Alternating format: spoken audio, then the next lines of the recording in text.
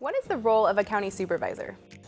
You know, the role is rather broad and sometimes difficult to explain to folks, but essentially we set budget priorities and policies for Riverside County.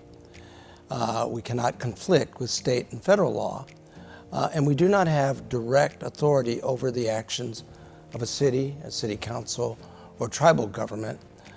A county supervisor's job is not a department at the county, but we are a part of the government of cities.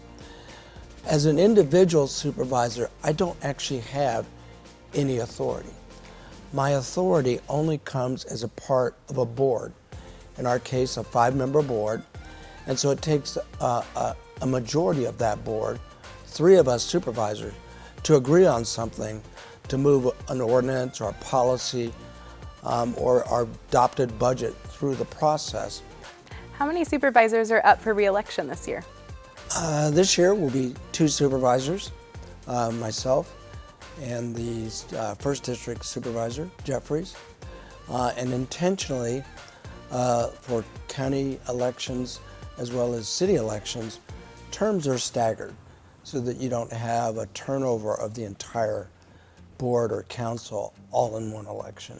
You know, with 5 supervisors having their own districts, sometimes it can be challenging. We spend probably 90% of our time in our own districts working on our district issues, but it really is incumbent upon us to come together and work on the larger good for the entire county. When should a constituent come to their supervisor for a problem or an issue?